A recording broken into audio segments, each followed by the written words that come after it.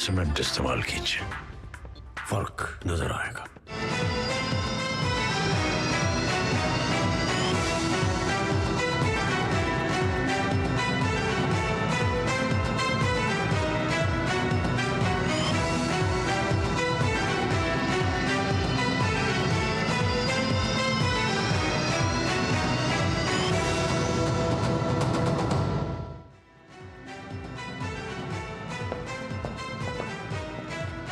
नमस्कार, news night में आप सभी का स्वागत है। 2024 की शुरुआत में प्रधानमंत्री मोदी पहुंचे दक्षिण भारत और संस्कृति, विरासत और विकास, विकसित भारत की नींव को करेंगे मजबूत। इस संदेश के साथ पीएम पहुंचे तमिलनाडु और लक्षद्वीप। रेल, सड़क, तेल और गैस तथा पोत परिवहन क्षेत्र में कनेक्टिविटी को बेहतर करना किस तरह कर रहा राष्ट्र को मजबूत, होगी चर्चा विशेष मेहमानों से। साथ ही होगी देश, दुनिया और खेल जगत की भी खबरें। लेकिन आइए शुरुआत करेंगे सबसे पहले अभी तक की सुर्खियों के साथ। प्रधानमंत्री नरेंद्र मोदी ने लक्षद्वीप के अगत्ती में जनसभा को किया संबोधित। कहा, लक्षद्वीप अनेक संभावनाओं से भरा। अगत्ती सहित पूरे लक्षद्वीप के विकास के लिए केंद्र सरकार प्रतिबद्ध।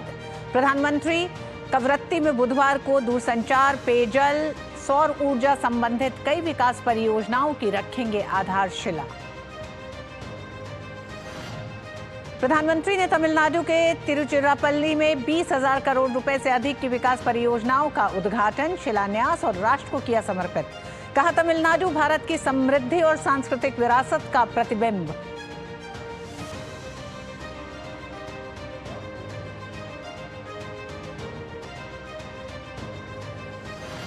गृह मंत्री अमित शाह ने जम्मू कश्मीर को लेकर एक उच्च स्तरीय समीक्षा बैठक की अध्यक्षता की।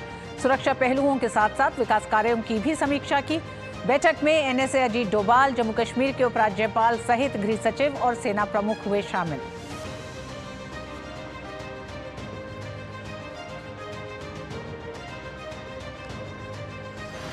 इंडी गठबंधन में सीट शेयरिंग पर नहीं बन पा रही है सहमति। सहयोगी दलों के बीच जुबानी जंग तेज। पंजाब के मुख्यमंत्री भगवंत मान ने किया कांग्रेस पर तंज, तो कांग्रेस ने भी किया पलटवार।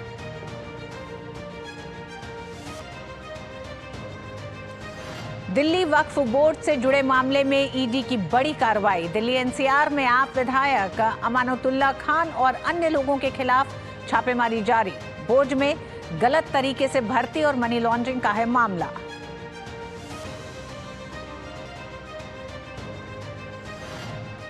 स्टेट बैंक ऑफ इंडिया की देश भर में 29 अधिकृत शाखाओं के माध्यम से मंगलवार से 11 जनवरी तक होगी चुनावी बॉन्ड्स यानी इलेक्टोरल बॉन्ड्स की बिक्री। जारी होने की तारीख से 15 दिनों के लिए वैध होंगे बॉन्ड्स।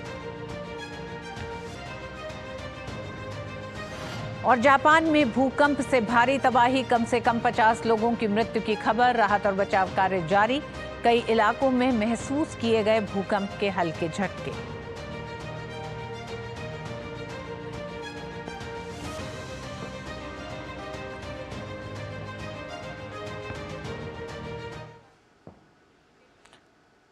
– 2024 की शुरुआत प्रधानमंत्री मोदी ने 2 दिन 3 राज्य केरल, तमिलनाडु और लक्षद्वीप को करोड़ों की सौगात संग बीजेपी कैंपेन की शुरुआत के साथ किया है। पीएम मोदी पहले तमिलनाडु पहुंचे। अपने पूर्व सहयोगी एआईएडीएमके के अलग होने के बाद पीएम मोदी की तमिलनाडु की ये पहली यात्रा है। प्रधानमंत्री ने तमिलनाडु में रेल, सड़क, तेल और गैस तथा पोत परिवहन क्षेत्र से जुड़ी अनेक परियोजनाएं राष्ट्र को समर्पित की। प्रधानमंत्री ने तमिलनाडु के तिरुचिरापल्ली में 20,000 करोड़ रुपए से अधिक की अनेक विकास परियोजनाओं का उद्घाटन, शिलान्यास किया। नए साल में विकास की ढेरों नई सौगात लिए तमिलनाडु पहुंचे प्रधानमंत्री का वहां जोरदार स्वागत हुआ। पीएम ने तिरुचिरापल्ली अंतर्राष्ट्रीय हवाई अड्डे पर नए टर्मिनल भवन का उद्घाटन किया। यह टर्मिनल भवन 1100 करोड़ रुपए से अधिक की लागत से विकसित किया गया है। इस नए अंतर्राष्ट्रीय टर्मिनल भवन की सालाना क्षमता 44 लाख से अधिक यात्रियों की है। अत्याधुनिक सुविधाओं से लैस इस टर्मिनल भवन से यात्रियों को बहुत आसानी होगी। पीएम ने तिरुचिरापल्ली में राज्य को 20,000 करोड़ रुपए से अधिक की विकास परियोजनाओं का तोहफा दिया। पीएम ने इन परियोजनाओं का शुभारंभ और शिलान्यास किया। ये परियोजनाएं विमानन, रेल, सड़क, तेल और गैस, शिपिंग और उच्च शिक्षा क्षेत्र से जुड़ी हुई हैं। पीएम ने जिन विकास परियोजनाओं की सौगात दी उनमें रेलवे से जुड़ी कई परियोजनाएं शामिल हैं। इनसे माल ढुलाई और यात्रियों को ले जाने की रेल की क्षमता में सुधार होगा। प्रधानमंत्री ने सड़क क्षेत्र की 5 परियोजनाएं भी राष्ट्र को समर्पित की। इन सड़क परियोजनाओं से क्षेत्र के लोगों को सुरक्षित और तेज यात्रा की सुविधा मिलेगी। पीएम ने कामराजार बंदरगाह के जनरल कार्गो बर्थ सेकंड को भी राष्ट्र को समर्पित किया। इनके अलावा कई अन्य विकास परियोजनाओं का भी शुभारंभ और शिलान्यास हुआ। कार्यक्रम में मौजूद जनसमूह को संबोधित करते हुए पीएम ने केंद्र सरकार की तरफ से तमिलनाडु में किए जा रहे विकास कार्यों का जिक्र किया। पिछले एक साल में केंद्र सरकार के 40 से भी ज्यादा अलग अलग मंत्रियों ने 400 से ज्यादा बार तमिलनाडु का दौरा किया है। जब तमिलनाडु का तेज विकास होगा तो भारत का भी विकास तेज होगा। डेवलपमेंट का एक बहुत बड़ा माध्यम कनेक्टिविटी भी है। इससे व्यापार कारोबार भी बढ़ता है, लोगों को भी सुविधा होती है। विकास की यही भावना आज हम यहां तिरुचिरापल्ली में भी देख रहे हैं। प्रधानमंत्री ने कहा कि राज्यों के विकास के लिए केंद्र सरकार की तरफ से मिलने वाली राशि में भारी इजाफा हुआ है। उन्होंने कहा कि तमिलनाडु को भी पहले से बहुत अधिक अनुदान मिल रहा है। 2014 से पहले के 10 सालों में केंद्र सरकार की तरफ से राज्यों को 30 लाख करोड़ रुपए के आसपास ही दिए गए थे, जबकि हमारी सरकार ने पिछले 10 वर्षों में राज्यों को 120 लाख करोड़ रुपए दिए हैं। 2014 से पहले के 10 साल में तमिलनाडु को जितनी राशि केंद्र सरकार के मिली थी, उससे 2.5 गुना ज्यादा राशि हमारी सरकार ने दी है। प्रधानमंत्री ने कहा कि देश में आधुनिक इंफ्रास्ट्रक्चर विकास के लिए बड़े पैमाने पर निवेश किया गया है। पीएम ने तमिलनाडु में कनेक्टिविटी के विकास के लिए केंद्र सरकार द्वारा उठाए गए कदमों का भी जिक्र किया। पीएम ने कहा कि इससे राज्य के लोगों को सीधा लाभ मिल रहा है। सागरमाला योजना से आज तमिलनाडु सहित देश के अलग अलग पोर्ट्स को अच्छी सड़कों से कनेक्ट किया जा रहा है। सेंट्रल गवर्नमेंट के प्रयासों से आज भारत की पोर्ट कैपेसिटी और जहाजों के टर्न अराउंड टाइम में बहुत सुधार हुआ है। कामराजार पोर्ट भी आज देश के सबसे तेजी से विकसित होने वाले पोर्ट्स में से एक है। इस पोर्ट की कैपेसिटी को हमारी सरकार लगभग 2 गुना कर चुकी है। अब जनरल कार्गो बर्थ 2 और कैपिटल ड्रेजिंग फेज 5 के उद्घाटन से तमिलनाडु से होने वाले इंपोर्ट एक्सपोर्ट को नई ताकत मिलेगी। तमिलनाडु को मिला विकास परियोजनाओं का उपहार आजादी के अमृतकाल में आगे बढ़ रहे देश की उमंग और रफ्तार को दिखाता है। इन परियोजनाओं से न केवल लोगों को सुविधा होगी, बल्कि आर्थिक विकास को भी नई उड़ान मिलेगी। Bureau report, DD news. प्रधानमंत्री नरेंद्र मोदी ने तिरुचिरापल्ली के भारतीदासन विश्वविद्यालय के दीक्षांत समारोह में हिस्सा लिया। पीएम विश्वविद्यालय के 38वें दीक्षांत समारोह में मुख्य अतिथि के तौर पर शामिल हुए। उन्होंने विद्यार्थियों को डिग्रियां प्रदान की। दीक्षांत समारोह में पीएम मोदी ने विश्वविद्यालय के मेधावी छात्रों को सम्मानित भी किया। प्रधानमंत्री ने कहा कि शिक्षा और ज्ञान का उद्देश्य समाज को समाहित करना, उनके भले के लिए कार्य करना है। उन्होंने कहा, युवाओं के विकास और देश के भविष्य के लिए बीते 10 साल में कई कदम उठाए गए हैं।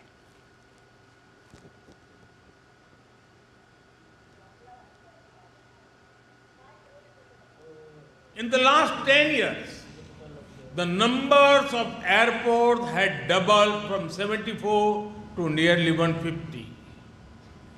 Tamil Nadu has a vibrant coastline.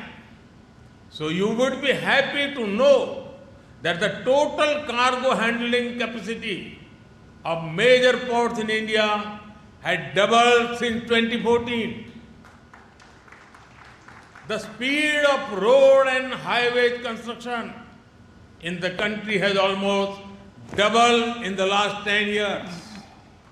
The number of registered startups in the country has grown to almost 1 lakh. This was less than 100 in 2014. India has also sealed a number of trade deals with important economies. These deals will open up new markets for our goods and services. और तमिलनाडु में विकास परियोजनाओं को राष्ट्र को समर्पित करने के बाद प्रधानमंत्री लक्षद्वीप की 2 दिवसीय यात्रा पर हैं। उन्होंने अगत्ती में एक जनसभा को संबोधित किया। प्रधानमंत्री ने कहा कि लक्षद्वीप अनेक संभावनाओं से भरा है, लेकिन आजादी के बाद लंबे समय तक लक्षद्वीप के इंफ्रास्ट्रक्चर पर उतना ध्यान नहीं दिया गया। प्रधानमंत्री ने कहा कि इन सब चुनौतियों को अब सरकार दूर कर रही है। भले ही शिपिंग यहाँ की लाइफलाइन रही हो, लेकिन यहां पोर्ट इंफ्रास्ट्रक्चर भी कमजोर ही रहा।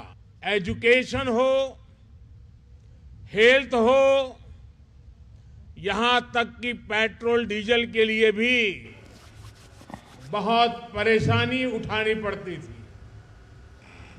इन सब चुनौतियों को अब हमारी सरकार दूर कर रही है। लक्षद्वीप की पहली पोल बल्क स्टोरेज फैसिलिटी कवरत्ती और मिनिकॉय आइलैंड में बनाई गई है। अब यहां अनेक सेक्टर्स में रोजगार के नए अवसर बन रहे हैं। प्रधानमंत्री ने कहा कि बीते 10 वर्षों में लक्षद्वीप में अनेक विकास परियोजनाएं पूरी की गई हैं। पीएम ने मछुआरों की आय में इजाफे के लिए केंद्र सरकार द्वारा उठाए गए कदमों का भी उल्लेख किया। हमारे मछुआरे साथियों के लिए हमने यहां आधुनिक सुविधाएं बनाई हैं। अब अगत्ती में एयरपोर्ट के साथ साथ आइस प्लांट भी है। इससे सी फूड के एक्सपोर्ट और सी फूड प्रोसेसिंग से जुड़े सेक्टर के लिए यहां नई संभावनाएं बन रही हैं। अब तो यहां से टूना फिश भी एक्सपोर्ट होने लगी है। इसलिए लक्षद्वीप के मछुआरे साथियों की आय भी बढ़ने का मार्ग बना है। और प्रधानमंत्री के दक्षिण भारत के राज्यों के दौरे पर ही आज हमारा विशेष आधारित है। नए साल पर तमिलनाडु लक्षद्वीप को विकास का तोहफा। इस पर और बात करने के लिए हमारे साथ वरिष्ठ पत्रकार आर राजागोपालन जी जुड़ गए हैं। राजागोपालन जी, आपका बहुत बहुत स्वागत है डीडी न्यूज में। राजागोपालन जी, साल का पहला दिन ही कहा जा सकता है, हालांकि 2 तारीख है प्रधानमंत्री का दौरा। आप किस तरह से देखते हैं दक्षिण राज्यों को चुना गया? कैसे देखते हैं विकास परियोजनाओं के साथ कनेक्टिविटी को बेहतर करने? रितु जी, मैं 3 चीज से मैं देखता हूं। सबका साथ, सबका विकास, सबका विश्वास, सबका प्रयास। वो छोड़ा नहीं है। नरेंद्र मोदी साहब ने, प्रधानमंत्री ने आज क्यों तमिलनाडु किया है? क्योंकि बीजेपी का 2022 में हैदराबाद में एक जनरल काउंसिल मीटिंग हुआ था। उस मीटिंग पर ये निर्णय किया है, look south policy, Telangana first, Tamil Nadu next. उसको माइंड पर रखते हुए नरेंद्र मोदी ने 2024 इलेक्शन का पहले तमिलनाडु को फोकस किया, क्योंकि विपक्ष लोग ने साउथ वर्सेस नॉर्थ करके डिवाइड करना चाहते थे। जो इंडिया अलायंस है, जो राहुल गांधी, कम्युनिस्ट, डीएमके, जो जेडीयू, ये सारा मिल करके, सो नरेंद्र मोदी ने उसको पर्दाफाश किया है। सेकेंड थिंग, नरेंद्र मोदी का एक हमेशा एक चीज है कनेक्टिविटी। कनेक्टिविटी जो गांव से शहर का जोड़ना है, शहर को मेट्रो से जोड़ना है। ऐसे देखिएगा, प्रधानमंत्री नरेंद्र मोदी कार्यकाल पिछले 10 साल में कितना मेट्रो आ गया है, कितना एयरपोर्ट आया है, कितना रेलवे स्टेशन नया किया है। सो इसको नजर में रखते हुए इसीलिए नरेंद्र मोदी का प्रधानमंत्री का साउथ फोकस स्वाभाविक है, क्योंकि काशी तमिल संगमम करके प्रधानमंत्री को आइडिया था 2 साल पहले। उन्होंने काशी तमिल संगमम किया है। प्रधानमंत्री जिधर भी जाते, विदेश में जाते हैं, देश में जाते हैं, पार्लियामेंट में जो बजट स्पीच में तिरुकुरल का, तिरुवल्लुवर का, भारतियार का, मनोन्मयन जो भगवान रामचंद्र मानस का है, प्लस रामानुजर का, सबको बोलते रहते हैं। नरेंद्र मोदी ने किसी को छोड़ा नहीं है तमिलनाडु में।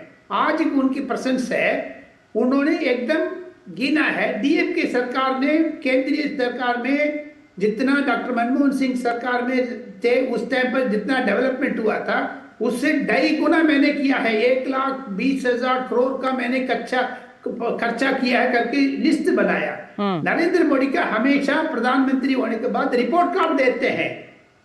वो रिपोर्ट कार्ड में, जैसे आपने भी स्कूल में पढ़ा होगा, कॉलेज में पढ़ा होगा, हाफ ईयरली एग्जामिनेशन होते हैं, रिपोर्ट कार्ड मिल जाते हैं। आपका पिताजी से दस्तखत करना पड़ते थे। मैं छोटा जवान चेन्नई में था उस टाइम पर, वो नरेंद्र मोदी ने अभी दस्तखत करके उन्होंने प्रोग्रेस रिपोर्ट दे रहे। इतना दूर गया है आजकल जो डिजिटल जो मीडिया, सोशल मीडिया में नरेंद्र मोदी का वाह होते हैं। तमिलनाडु में नरेंद्र मोदी का सेम डीएमके सरकार ने गो बैक मोदी कहा था, आज वेलकम मोदी कह रहा है। तो इतना परिवर्तन आया है। राजनीतिक रूप में भी नरेंद्र मोदी का चेन्नई विजिट महत्वपूर्ण होते हैं। दूसरी चीज है, नरेंद्र मोदी ने अपना विभाग में 2 दक्षिण भारत, 2 तमिलनाडु का है, एक डॉक्टर जयशंकर विदेश मंत्रालय, निर्मला सीतारामन वित्त मंत्री, ये भी महत्वपूर्ण बात है। That is why Narendra Modi आज का पीठ तटवाह करके भाषण दिया है। तमिलनाडु एक है, तमिलनाडु जिंदाबाद करके उनकी स्मरण आया है। कम से कम आने वाले दिन में तमिलनाडु को फोकस होगा। 400 बार सारा मंत्रिमंडल लोग, उनकी मंत्रिमंडल जितना भी है वो सारा तमिलनाडु दौरा किया, तिरुचि हो, तिरुनेलवेली हो, तंजावुर हो, सारा जगह पर। क्योंकि प्रधानमंत्री कार्यालय में एक मैप होता है, मैप, इसमें एक एक पॉइंट करके उधर इस मंत्री जाना है, इस मंत्री जाना है, इस मंत्री जाना करके एक कैलेंडर बनता है। राजगोपालन जी, आपने शुरुआत में कहा कि इंडी अलायंस ने जो एक पॉलिटिकल डिवाइड नॉर्थ और साउथ का किया, क्या इस पॉलिटिकल डिवाइड आज का क्रिएट करा हुआ नहीं है इंडिया अलायंस का? और अगर हम कांग्रेस की बात करें, क्या आप मानते हैं इस पॉलिटिकल डिवाइड ने दक्षिण के इन राज्यों को विकास से भी बहुत दूर रखा? हम जानते हैं भारतीय जनता पार्टी का तमिलनाडु में पॉलिटिकल स्टेक या पॉलिटिकल एक तरह से कह सकते हैं जो फायदा है वो अगर सीटों के मुकाबले में हम अगर तुलना करें तो बहुत ज्यादा नहीं है, लेकिन विकास के पैमाने पे अगर देखें तो देश का कोई और राज्य जिस तरह से विकास कर रहा है ठीक उसी तरह तमिलनाडु को भी उतनी अहमियत दी जा रही है। बिल्कुल बिल्कुल, इसलिए तो नरेंद्र मोदी का वाह वाह हो रहा है आजकल चेन्नई में, तमिलनाडु में, एंटायर तमिलनाडु में नरेंद्र मोदी को सपोर्ट बढ़ते जा रहे हैं, बीजेपी को भी बढ़ते जा रहे हैं। तो क्या पॉलिटिकल डिवाइड का विकास को भी लेकर एक बड़ा दंश झेला है दक्षिण भारत के इन राज्यों ने? लक्षद्वीप में तमाम संभावनाएं रही हैं जिन्हें आज तक राजनीतिक पार्टियों ने नहीं ध्यान दिया, लेकिन नरेंद्र मोदी ने ध्यान दे करके कम से कम पिछले 10 साल में इतना इतना क्या करके आज लिस्ट पढ़ाया ना जी, सबको क्लास ली ना। आज को चीफ मिनिस्टर एमके स्टालिन के सामने नरेंद्र मोदी ने ये क्लास ले लिया उसको, एमके स्टालिन का। सो देयरफॉर आपने जो स्पष्ट क्वेश्चन पूछा था उसको स्पष्ट आंसर ये है, नरेंद्र मोदी हो गारंटी, नरेंद्र मोदी हो मुमकिन है, वो स्थापित कर दिया तमिलनाडु में। क्योंकि डिफेंस कॉरिडोर लेके आया नरेंद्र मोदी ने तमिलनाडु में। इतना चीज पिछले मनमोहन सिंह ने भी नहीं किया, राजीव गांधी ने भी नहीं किया, even we must say that किसी सरकार ने भी नहीं किया है। सो ओवरऑल देखेंगे नरेंद्र मोदी का क्यों आज तमिलनाडु चुना है, आने वाले दिन में तमिलनाडु को फोकस होगा। जो विपक्ष को लोग कहते थे Tamil Nadu versus north India, union of state, ये कितना तमिलनाडु में एक सेपरेट स्टेट के लिए भी डिमांड थी पिछले 20-25 साल पहले। हिंदू के एजिटेशन में है, माइग्रेंट वर्कर्स का इतना एजिटेशन भी करते थे, लेकिन बीजेपी केंद्रीय सरकार में आने के बाद तमिलनाडु से 3 मंत्री है, L Murugan, doctor Jaishankar Nirmala Sitharaman, 4 governor है तमिलनाडु से, जो तमिलिसई सौंदरराजन, जो mister CP Radhakrishnan, L Ganesan, like that. Tamil Nadu को दूर नहीं किया नरेंद्र मोदी ने, अपना दिल में रखा है हमेशा। जो शी जिनपिंग आए थे, चाइनीज का प्रेसिडेंट महाबलीपुरम लेके गए थे, उन्होंने टाइम पर उन्होंने धोती पहना था नरेंद्र मोदी ने, जैसे टिपिकल तमिलियन लगते थे। देयरफॉर नरेंद्र मोदी का मन पर हमेशा तमिलनाडु टॉप एजेंडा है।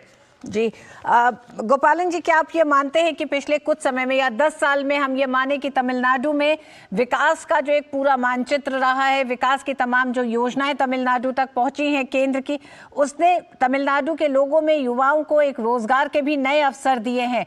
तो ये एक सोच भी पूरी बदली है कि पिछली सरकारों का जो एक तरह से तरीका था कनेक्टिविटी को लेकर, तमाम उन क्षेत्रों के विकास को लेकर, वो मौजूदा सरकार में पूरा बदला हुआ है। बहुत बहुत गहरा से पहुंच गया है गांव-गांव में। इसीलिए तो अन्नामलई ने एक पद यात्रा निकाला है। नरेंद्र मोदी का जितना भी पेट स्कीम्स है, प्रोजेक्ट्स है, ये विकास का जो परिवर्तन लेके आया, वो गांव-गांव में बोलते जा रहे हैं। लेकिन जो भी 25-30 साल को नीचे है, ये सारा नरेंद्र मोदी का जन्म टाइम पर जन्म हुआ था। देयरफॉर उन लोगों का नरेंद्र मोदी के ऊपर विश्वास अधिक है। जो नरेंद्र मोदी आज चेन्नई में, तमिलनाडु में बोला था, मैं गारंटी देता हूं करके, ये विश्वास कर रहे तमिलनाडु लोग। स्टार्टअप आप पूछिए मत, मेरा पास एक लिस्ट है मैडम जी, ये लिस्ट है, ये लिस्ट में कम से कम 490-500 लोग करीब स्टार्टअप हो गया, मिलियनर बन गया, करोड़पति बन गया। ये make in India, made in India, everything Narendra Modi का स्लोगन था।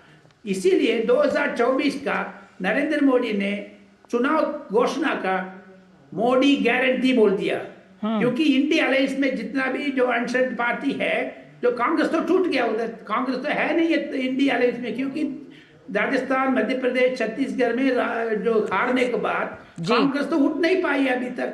उनकी पॉलिटिकल सिचुएशन इतना कमर तोड़ दिया है बीजेपी ने चुनाव टाइम पर। सो अभी तक उभर के नहीं आया है। ये सारा चीज मद्देनजर रखते हुए साउथ नॉर्थ डिवीजन कांग्रेस जानबूझ करके बोलते, इंक्लूडिंग राहुल गांधी, उसको आज करार जवाब दिया है नरेंद्र मोदी ने। प्रधानमंत्री नरेंद्र मोदी का दक्षिण राज्यों का दौरा इंडी गठबंधन को भी एक बड़ा जवाब है। राजागोपालन जी का कहना है कि लगातार जिस तरह का एक तरह से एक बांटा जा रहा है दक्षिण और नॉर्थ की पूरी राजनीति को लेकर, उसको दूर करते हुए प्रधानमंत्री ने विकास परियोजनाओं के साथ एक बड़ा संदेश दिया और उन्होंने कहा कि मेक इन इंडिया का एम्बेसडर भी, ब्रांड एम्बेसडर तमिलनाडु है। बहुत बहुत धन्यवाद राजागोपाला जी इस विस्तार से बात करने के लिए। तमिलनाडु की न सिर्फ राजनीति बल्कि आने वाले समय में क्यों दक्षिण के राज्य फोकस होने जा रहे हैं राजनीतिक रूप से भी। वक्त एक छोटे से ब्रेक का है, देखते रहिए डीडी न्यूज। तुम्हें पता है इन्वेस्टर्स के लिए कि इन्वेस्टर प्रोटेक्शन फंड होता है IPF, लेकिन अगर तुम्हारा ट्रेड एक्सचेंज पर एग्जीक्यूट नहीं हुआ या फिर कोई गारंटीड रिटर्न्स वाली स्कीम है, तो ये IPF आपकी मदद नहीं कर सकता है। और अगर आपका ब्रोकर ही डिफॉल्टर बन जाए तो फिर IPF आपको कॉम्पेंसेशन दिला सकता है। कहां से सीखा? NSE की साइट पर। सोचकर समझकर इन्वेस्ट कर। सर, आपका KYC अपडेट करना है, नहीं तो अकाउंट और ATM कार्ड ब्लॉक हो जाएगा। सावधान सावधान। 2.5 करोड़ का इनाम मुझे। देखिए, अनजाने कॉल्स, फर्जी ईमेल्स, लिंक्स और जाली ऐप से अपना पिन, OTP, पासवर्ड कभी भी किसी के साथ शेयर न करें। आप रहेंगे सावधान तो नहीं होगा नुकसान। RBI कहता है जानकार बनिए, सतर्क रहिए। स्वाद से करेंगे नया साल का स्वागत। गोल्डी मसाले की ओर से हैप्पी न्यू ईयर। लाइफ में फाइनेंशियल आजादी के लिए NPS जरूरी है। रिटायरमेंट में फाइनेंशियल आजादी रहे जारी, NPS से आज ही करे तैयारी। NPS जरूरी है। दादी, आज भी आपकी चाय की दुकान बंद थी? 1 महीने से बीमार हूँ, काम बंद और इलाज का खर्चा अलग। आयुष्मान कार्ड नहीं बनवाया? नाम सुना है, कहाँ बनवाना है, कैसे बनवाना है, इस उम्र में भाग दौड़। कार्ड अभी बन जाएगा। आयुष्मान ऐप पर जाकर अपना या परिवार के सदस्य का नाम लाभार्थी सूची में ढूंढें। आधार OTP या फेस ऑथ द्वारा ऑथेंटिकेट करें। डिटेल्स भरें। अब मोबाइल से फोटो खींचकर अपलोड करें। बन गया। अब ठीक होकर अपने हाथ की चाय पिला दो। और एक प्रकार से PM जय अब गरीबों की जय बन गई है। 5 लाख तक के मुफ्त उपचार की गारंटी। स्वास्थ्य का वरदान आयुष्मान। अभी नहीं करना मतलब? मुझे नहीं करना दूसरा बच्चा अभी। अरे पर क्यों नहीं करना, बताओ। आज रेडियो पे बता रहे थे कि पहले और दूसरे बच्चे के बीच अंतर रखना कितना जरूरी है। माँ बस हर 3 महीने में गर्भ निरोधक टीका लगवा ले। पर अंतर काहे रखना है? बच्चों के भविष्य के लिए। आगे जाके बच्चा कितना होनहार होगा ये पहले 2 साल में ही तय हो जाता है, क्योंकि बच्चे का 80% मानसिक विकास इसी समय में होता है। बताओ। सुन बब्बन, हिसाब कब करेगा तू? भाग कर रहा है। तो जरूरी है कि माँ बाप बच्चे के साथ खेले, उन्हें कहानियाँ सुनाएं। दूसरा भी आ गया तो फिर दोनों का ध्यान कैसे रखेंगे, हैं? समझे? समझे। इस उम्र में समझ के क्या कर लोगे, हैं? अरे काकी, अब तो हम भी समझ गए। बच्चों के विकास और माँ की सेहत के लिए बच्चों में अंतर जरूरी है। तब तक हर 3 महीने में गर्भ निरोधक इंजेक्शन लगवाएं। बच्चों में अंतर बनाए उनकी लाइफ बेहतर। सीट शेयरिंग को लेकर विपक्षी इंडी गठबंधन की पार्टियों के बीच जुबानी जंग तेज हो गई है। ताजा मामले में पंजाब CM भगवंत मान ने दुनिया की सबसे छोटी कहानी बताते हुए कांग्रेस पर तंज कसा और कहा कि एक थी कांग्रेस जिसे लोग कहानी में याद करेंगे। तो कांग्रेस नेता संदीप दीक्षित ने पलटवार करते हुए कहा कि एक पार्टी थी जो आजकल तिहाड़ में मिलती है। देखिए ये खास रिपोर्ट। पंजाब ते दिल्ली च मां अपने बच्चे नूं दुनिया दी सब तो छोटी कहानी सुना सकती है। एक थी कांग्रेस। आने वाले समय में माताएं ये भी कहेंगी कि एक पार्टी थी जो आजकल तिहाड़ में मिलती है। ये बता दे कौन सी ऐसी पार्टी है जिसका 40% नेतृत्व जेल में हो। कांग्रेस और आम आदमी पार्टी के बीच ये बयानबाजी बता रही है कि विपक्षी दलों के इंडी गठबंधन में सब कुछ ठीक नहीं चल रहा। लोकसभा चुनाव के मद्देनजर इंडी गठबंधन की पार्टियों के बीच सीट शेयरिंग का कोई फॉर्मूला अब तक सामने नहीं आया है, लेकिन इसे लेकर गठबंधन दलों के बीच जुबानी जंग तल्ख होती जा रही है। आम आदमी पार्टी का दावा है कि कांग्रेस पार्टी तो दिल्ली और पंजाब में अब इतिहास बन चुकी है, लेकिन कांग्रेस कह रही है कि आम आदमी पार्टी का कांग्रेस मुक्त भारत का सपना कभी पूरा नहीं होगा। कांग्रेस और आम आदमी पार्टी के बीच जारी इस जुबानी जंग पर बीजेपी ने चुटकी ली है। ये नूरा कुश्ती खेलकर दिल्ली व पंजाब की करोड़ों जनता को बेवकूफ बनाने का, उनके आंखों में धूल झोंकने का प्रयास किया जा रहा है। असल में आम आदमी पार्टी दिल्ली और पंजाब में पूरी तरह फेल हो चुकी है। सीट शेयरिंग को लेकर ममता बनर्जी ने भी कहा है कि सिर्फ टीएमसी ही बंगाल में बीजेपी को रोक सकती है। यानी पश्चिम बंगाल में इंडी गठबंधन की संभावना से ममता बनर्जी और उनकी पार्टी टीएमसी इनकार कर चुकी हैं। इस पर प्रतिक्रिया देते हुए बीजेपी ने कहा कि इंडी गठबंधन की बैठकें सिर्फ समय की बर्बादी हैं और लोगों को भ्रमित किया जा रहा है। जो इंडी जोट बना है पिछले 6-7 महीना से हम देख रहे हैं, उनका गतिविधि में क्या रिजल्ट आया है। एक जगह बैठते हैं, चाय पीते हैं, फिर अगले एक मीटिंग का डेट तय करते हैं। यही ना होता है नतीजा, चाहे बेंगलुरु हो, चाहे मुंबई हो, चाहे पटना हो, चाहे कहीं भी हो, तो इससे कुछ होने वाला नहीं है। सीट शेयरिंग पर मचे घमासान के बीच इंडी गठबंधन में नीतीश कुमार को संयोजक बनाने की चर्चा फिर से तेज हो गई है। हालांकि जेडीयू के अतिरिक्त कलह के बीच नीतीश खुद पार्टी अध्यक्ष बन गए हैं, लेकिन बिहार में सत्ता को लेकर असमंजस की स्थिति बनी हुई है। बीजेपी का कहना है कि तेजस्वी यादव को मुख्यमंत्री बनाने के लिए ये सब लालू यादव का मकड़जाल है। ये मकड़जाल है लालू यादव का। वो मकड़जाल में नीतीश को फंसा करके रखना चाहते हैं। पहला उनका प्रयोग है कि किसी ढंग से इसको संयोजक बना दें जो हमारे गठबंधन में रहे और बेटा को मुख्यमंत्री बना दे। एक तरफ जहां सीट शेयरिंग को लेकर इंडी गठबंधन के दलों के बीच घमासान मचा है, तो दूसरी तरफ अयोध्या में राम मंदिर की प्राण प्रतिष्ठा को लेकर भी आरजेडी और कांग्रेस समेत इंडी गठबंधन दल सियासत कर रहे हैं। बीजेपी का कहना है कि वोट बैंक की खातिर राम के अस्तित्व पर सवाल उठाने वाले कांग्रेसी दुविधा में हैं। दरअसल पटना में राजद विधायक फतेह बहादुर सिंह ने एक पोस्टर लगाकर फिर हिंदू आस्था पर चोट किया, तो कांग्रेस नेता उदित राज ने भी अयोध्या में राम मंदिर की प्राण प्रतिष्ठा को लेकर विवादित टिप्पणी की। लेकिन इन मामलों पर कांग्रेस और गठबंधन दलों की खामोशी बताती है कि वे एक वैचारिक चौराहे पर हैं। देवेंद्र रावत के साथ ब्यूरो रिपोर्ट, डीडी न्यूज।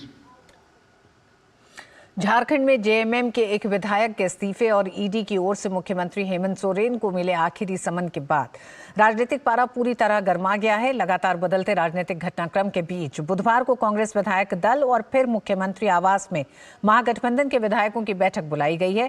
ताजा राजनीतिक हलचल पर और जानकारी दे रहे हैं रांची से हमारे संवाददाता दिवाकर कुमार।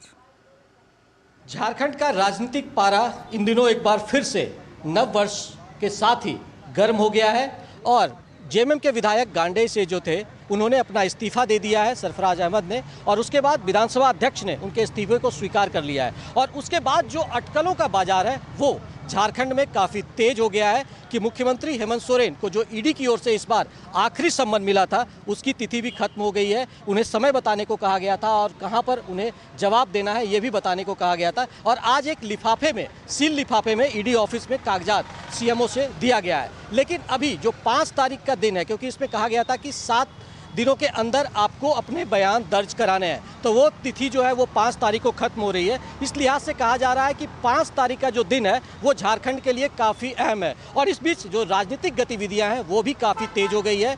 जो कांग्रेस ने अपने विधायकों की बैठक कल बुलाई है और उसके बाद जो महागठबंधन के विधायक हैं उनकी बैठक सीएम आवास में होगी। तो लगातार जो ये अटकलें चल रही हैं और लगातार बीजेपी की ओर से जो निशाना साधा जा रहा है और बीजेपी के सांसद निशिकांत दुबे की ओर से जो लगातार ट्वीट हो रहे हैं कि किस तरीके से जो है ये राजनीतिक घटनाक्रम बढ़ा है और हेमंत सोरेन पर जो गाज गिर सकती है उसको लेकर अटकलों का बाजार गर्म है। और जो राजनीतिक गतिविधियां और जो राजनीतिक पारा जिस तरीके से बढ़ा है उसको थोड़ा बल मिलता भी नजर आ रहा है। अपने सहयोगी राज मनोहरन के साथ मैं दिवाकर कुमार, दूरदर्शन समाचार, रांची।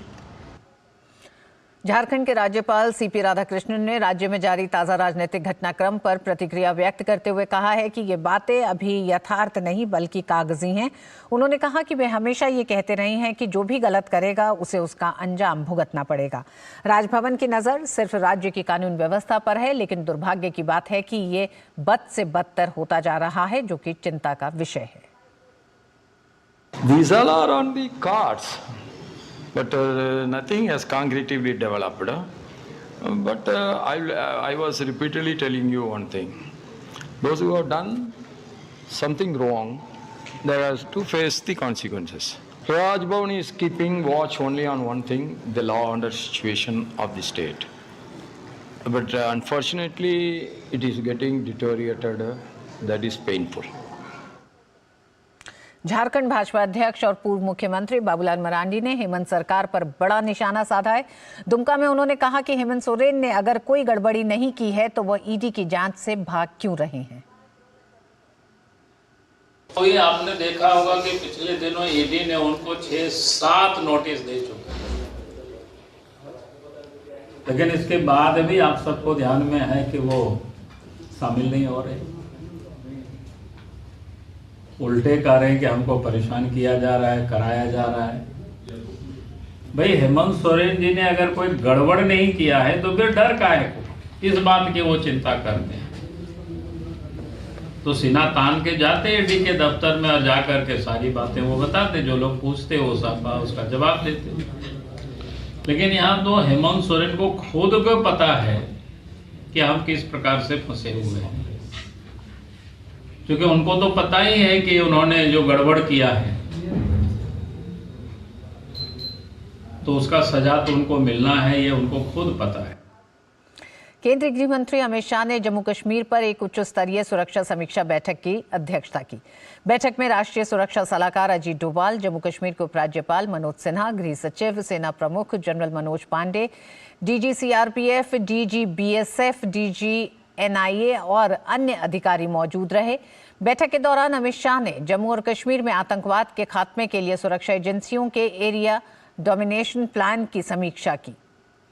सिक्योरिटी ग्रिड और जम्मू और कश्मीर के सुरक्षा परिदृश्य की समीक्षा करते हुए अमित शाह ने आतंकवादी रोधी अभियानों को मजबूत करने और आतंकियों के पारिस्थितिकी तंत्र को पूर्ण रूप से समाप्त करने की आवश्यकता पर बल दिया। उन्होंने सुरक्षा एजेंसियों को संवेदनशील क्षेत्रों में उचित तैनाती की सलाह दी। उन्होंने प्रधानमंत्री नरेंद्र मोदी के नेतृत्व में केंद्र सरकार द्वारा आतंकवाद के खिलाफ जीरो टॉलरेंस की नीति जारी रखने की बात दोहराई। अमित शाह ने आतंक संबंधी घटनाओं और घुसपैठ की घटनाओं में महत्वपूर्ण गिरावट और कानून और व्यवस्था की स्थिति में उल्लेखनीय सुधार के लिए सुरक्षा एजेंसियों और संघ राज्य क्षेत्र प्रशासन के प्रयासों की सराहना की। सीबीआई ने मणिपुर हिंसा के 2 मामलों में कामरूप सीजेएम कोर्ट में 2 अलग अलग चार्जशीट दाखिल की है। सीबीआई ने इन चार्जशीट में 5 लोगों को आरोपी बनाया है। राज्य सरकार की सिफारिश और केंद्र सरकार की आधिकारिक अधिसूचना के बाद केंद्रीय जांच एजेंसी मणिपुर हिंसा से संबंधित कई मामलों की जांच कर रही है। मणिपुर सरकार के अनुरोध पर सीबीआई ने अगस्त 2023 को मामला दर्ज किया था और इम्फाल के एक पुलिस स्टेशन में पहले दर्ज की गई एफआईआर की जांच अपने हाथ में ले ली थी।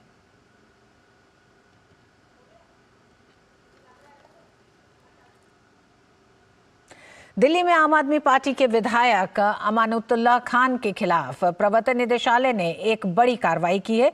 ईडी अमानतुल्लाह खान सहित कुछ अन्य आरोपियों की कई लोकेशन पर सर्च ऑपरेशन को अंजाम दे रही है। खबरों के अनुसार दिल्ली एनसीआर में ईडी द्वारा 8 लोकेशन पर सर्च ऑपरेशन को अंजाम दिया गया। सूत्रों के मुताबिक ये search operation Delhi Waqf board से जुड़े फर्जीवाड़े और मनी लॉन्ड्रिंग की जांच के तहत डाले गए हैं। साल 2020 में सीबीआई और दिल्ली की एसीबी ने इन केस को सबसे पहले दर्ज किया था। इस मामले में पिछले साल 10 अक्टूबर को भी ईडी द्वारा 13 लोकेशन पर सर्च ऑपरेशन को अंजाम दिया गया था। और न्यूज नाइट में वक्त एक छोटे से ब्रेक का। सर बेरी पुलाव ट्राई करो, मस्त है। कैसा है? अरे उसको काहे को घूरता है? टिप्स इग्नोर करने का, अपना दिमाग लगाकर ऑर्डर देने का। मार्केट का स्टॉक टिप्स बहुत लोग देता है, डेंजरस हो सकता है। कंपनी और रिस्क पूरा समझने का, फिर इन्वेस्ट करने का। सोच कर समझ कर इन्वेस्ट कर। स्वाद से करेंगे नया साल का स्वागत। गोल्डी मसाले की ओर से हैप्पी न्यू ईयर। लाइफ में फाइनेंशियल आजादी के लिए एनपीएस जरूरी है। रिटायरमेंट में फाइनेंशियल आजादी रहे जारी, एनपीएस से आज ही करे तैयारी। एनपीएस जरूरी है। क्या गुस्सा आप पर हावी हो रहा है? टेलीमानस के 14416 पर कॉल कर गुस्से पर काबू पाने के लिए मार्गदर्शन प्राप्त करें।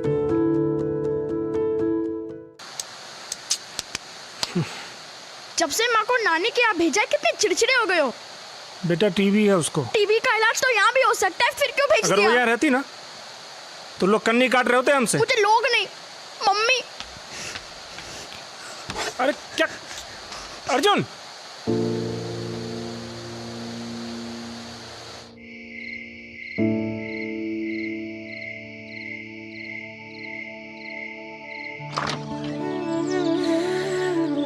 उठेगा तो सरप्राइज देंगे। हाँ? Arjun,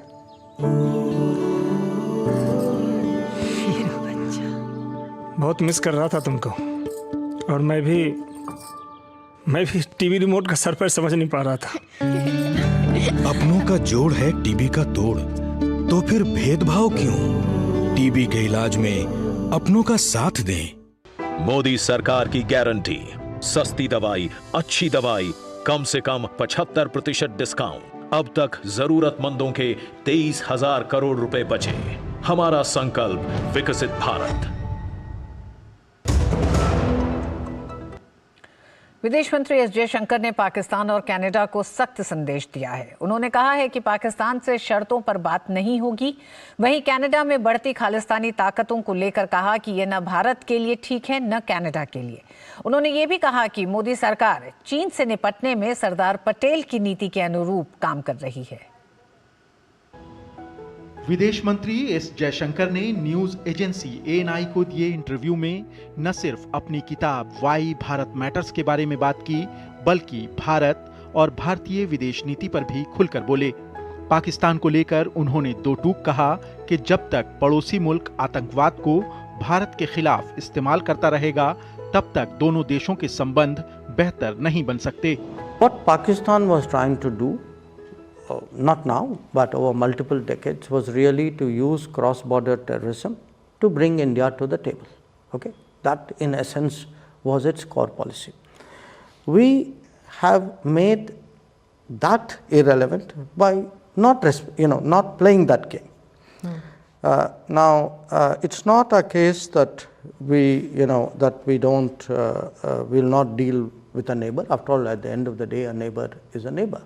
But it is that we will not deal, on the basis of terms that they set where the practice of terrorism is deemed as legitimate and effective in order to bring you to the table. Pakistan के अलावा उन्होंने Canada को भी सख्त संदेश दिया।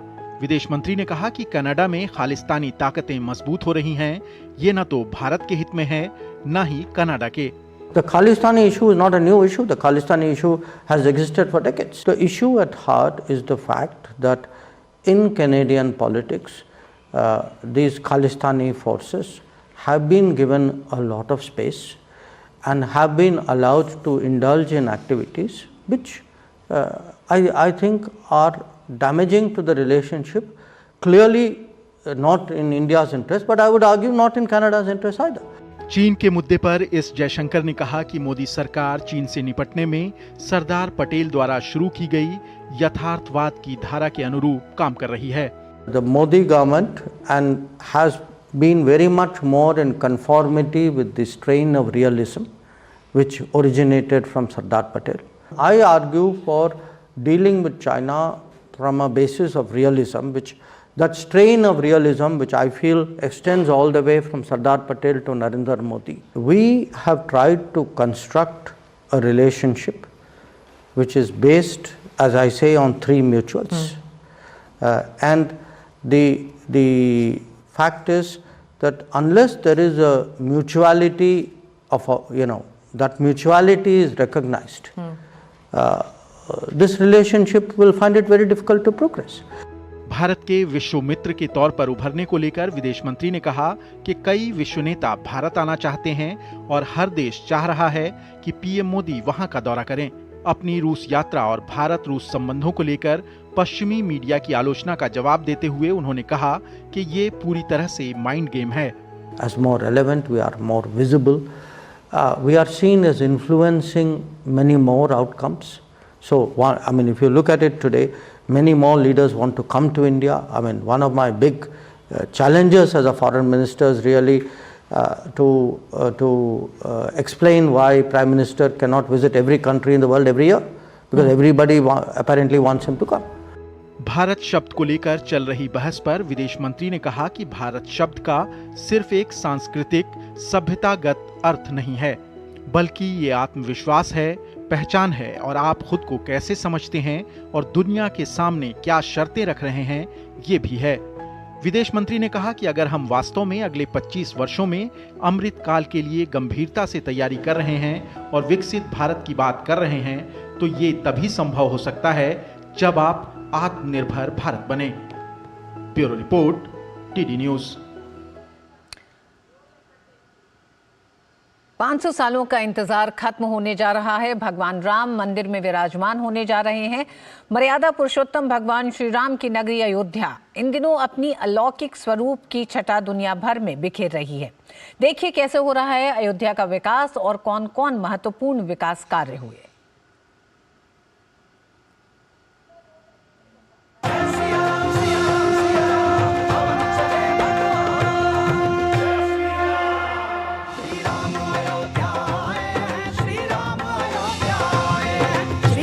सज रही है अयोध्या, संवर रही है अयोध्या।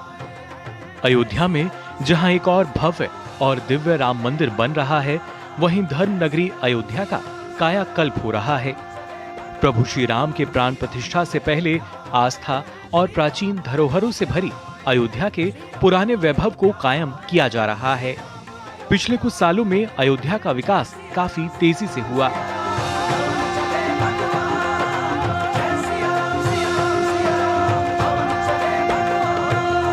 पुनर्विकसित अयोध्या रेलवे स्टेशन का पहला चरण, जिसे अयोध्या धाम जंक्शन रेलवे स्टेशन के नाम से जाना जाता है, 240 करोड़ रुपए से अधिक की लागत से विकसित किया गया है। स्टेशन भवन सभी के लिए सुलभ और IGBC प्रमाणित ग्रीन स्टेशन भवन होगा।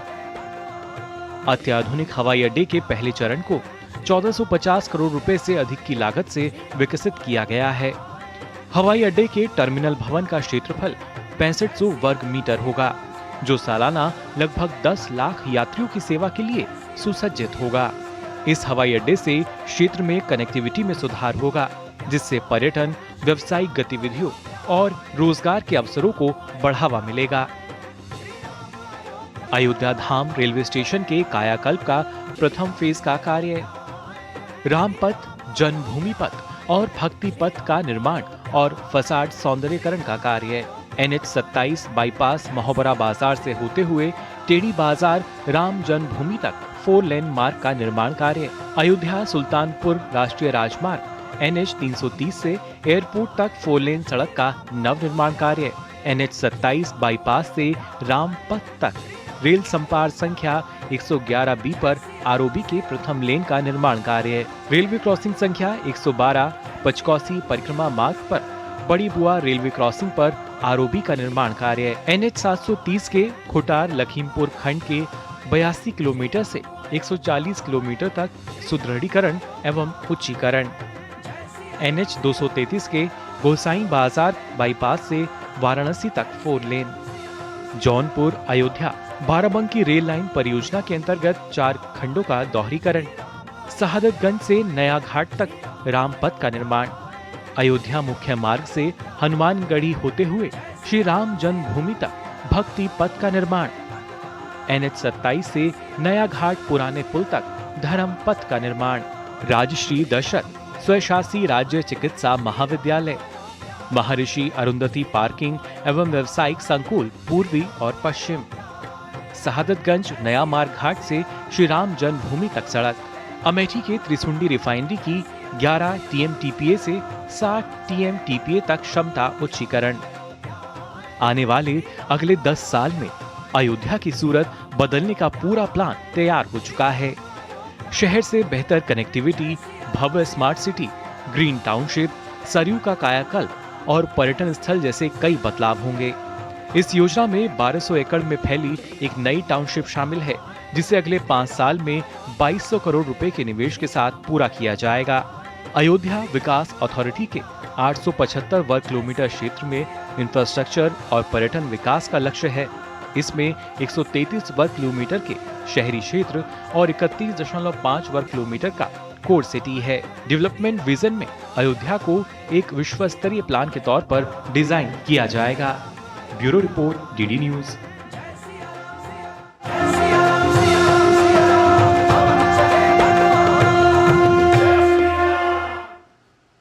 वित्त मंत्रालय ने सोमवार को जारी बयान में कहा कि चुनावी बॉन्ड की 30वीं किश्त की बिक्री 2 जनवरी से 11 जनवरी तक होगी। सरकार ने इलेक्टोरल बॉन्ड की 30वीं किश्त को मंजूरी दे दी है और इसकी बिक्री 2 जनवरी से शुरू हो गई, यानी आज से 11 जनवरी तक ये चलेगी। ये बॉन्ड SBI की 29 ब्रांच में उपलब्ध होंगे। इनमें जो बैंकों की ब्रांच है वो बेंगलुरु, लखनऊ, शिमला, देहरादून, कोलकाता, गुवाहाटी, चेन्नई, पटना, नई दिल्ली, चंडीगढ़। इसी के साथ अन्य बैंकों की ब्रांच जो है वो श्रीनगर, गांधीनगर, भोपाल, रायपुर और मुंबई शाखा इसमें शामिल है। कोई भी भारतीय नागरिक या कंपनियां इलेक्टोरल बॉन्ड को खरीदकर किसी भी पार्टी को पैसा चंदा के रूप में दे सकती हैं। 29वीं किश्त में 1006 करोड़ के चुनावी बॉन्ड बिके थे। अब ये चुनावी बॉन्ड क्या है, आइए वो आपको बताते हैं। चुनावी बॉन्ड यानी इलेक्टोरल बॉन्ड जो है वो राजनीतिक दलों को चंदा देने का एक वित्तीय जरिया है। साल 2017 के बजट सत्र में मोदी सरकार ने इलेक्टोरल बॉन्ड लाने की घोषणा की थी और करीब 1 साल बाद जनवरी 2018 में इसे अधिसूचित कर दिया गया था।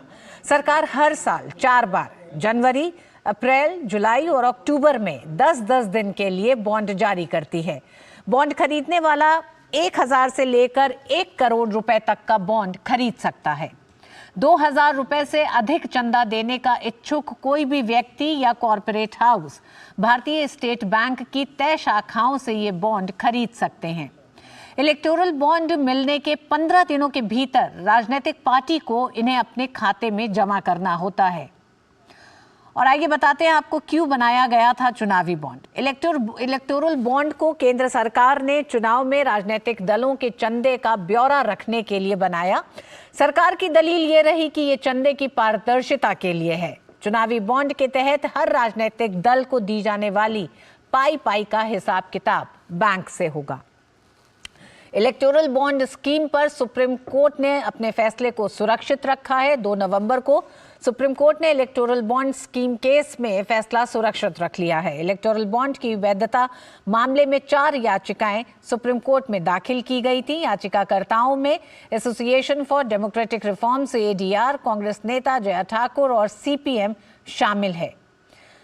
बताते हैं आपको कि किस पार्टी को डोनेट कर रहे हैं, वो कौन सी पार्टियां जो एलिजिबल होती हैं इस डोनेशन के लिए, ये कैसे पता चलेगा। बॉन्ड खरीदने वाला 1,000 से लेकर 1 करोड़ रुपए तक का बॉन्ड खरीद सकता है और खरीदने वाले को बैंक को अपनी पूरी KYC डिटेल में देनी होती है।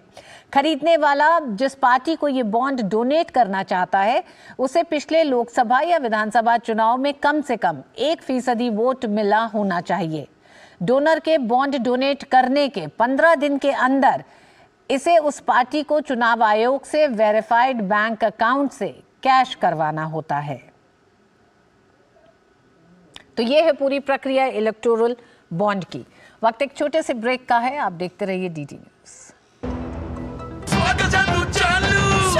स्वाद से करेंगे नया साल का स्वागत। गोल्डी मसाले की ओर से हैप्पी न्यू ईयर। लाइफ में फाइनेंशियल आजादी के लिए NPS जरूरी है।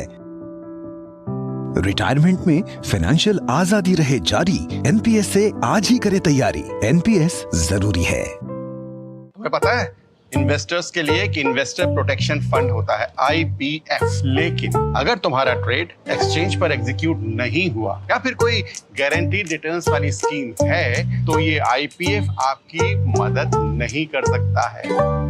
और अगर आपका ब्रोकर ही डिफॉल्टर बन जाए तो फिर IPF आपको कॉम्पेंसेशन दिला सकता है। कहाँ से सीखा? NSE की साइट पर।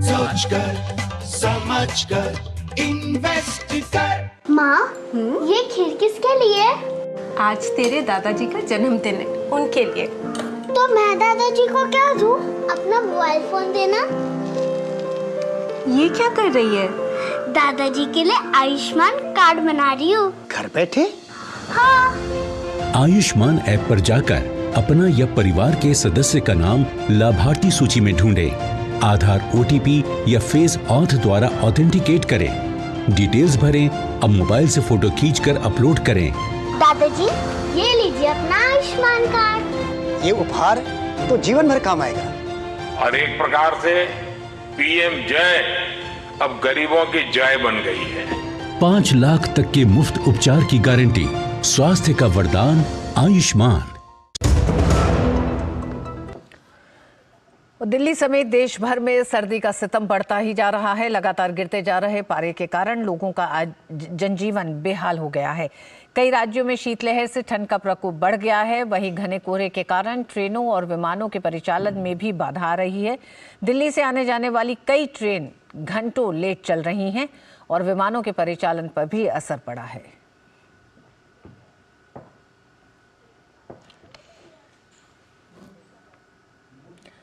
जापान में भूकंप से भारी तबाही हुई है। कम से कम 50 लोगों की मृत्यु की खबर है। राहत और बचाव कार्य युद्ध स्तर पर जारी है। इस बीच कई इलाकों में भूकंप के झटके महसूस किए गए।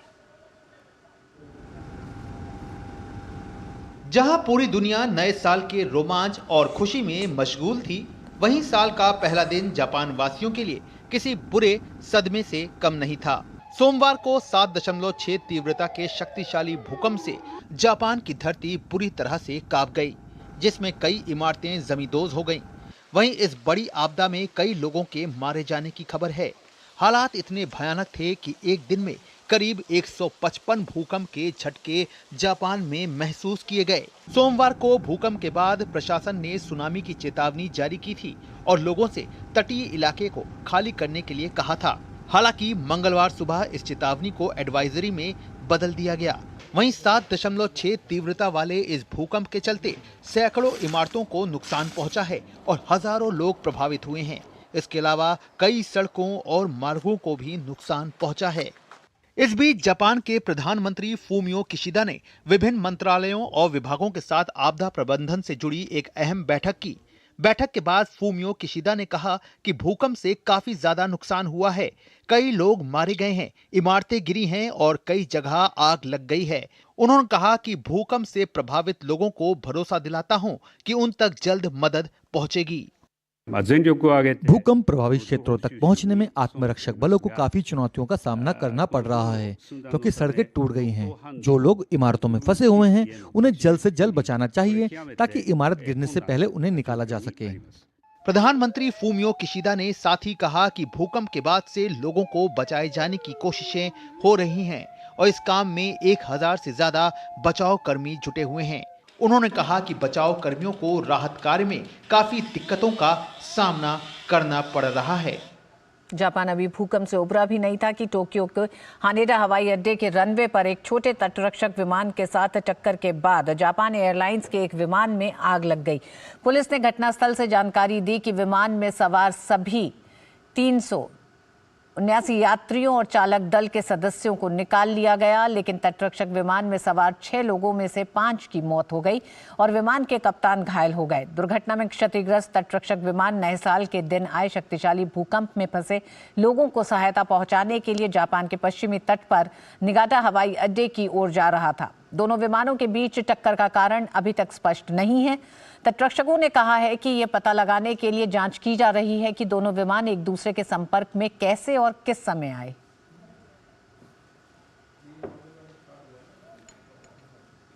और न्यूज नाइट में आज बस इतना ही। आपको छोड़े जा रहे हैं देश की कुछ अन्य बड़ी खबरों के साथ। हमें दीजिए अनुमति। नमस्कार।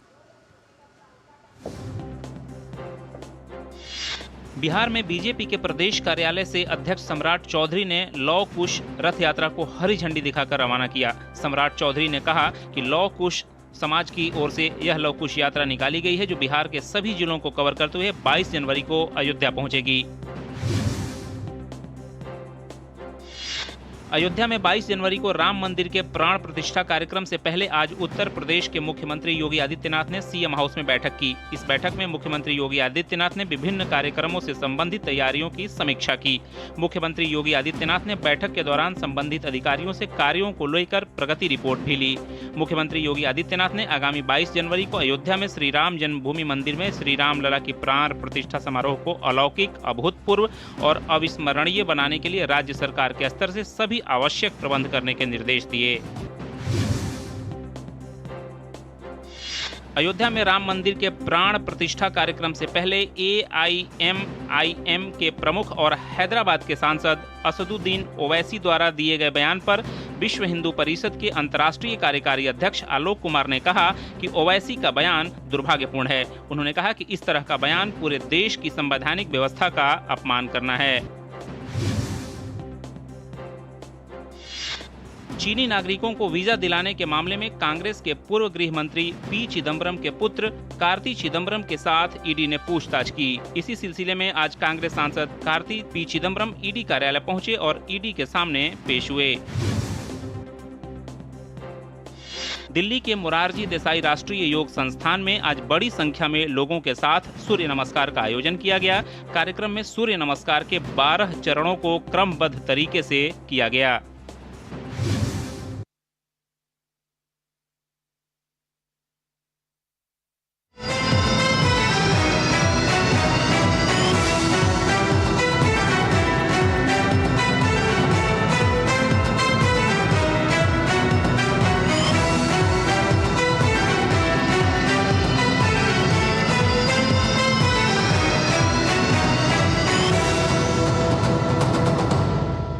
न्यूज नाइट के प्रायोजक थे वंडर सीमेंट इस्तेमाल कीजिए, फर्क नजर आएगा।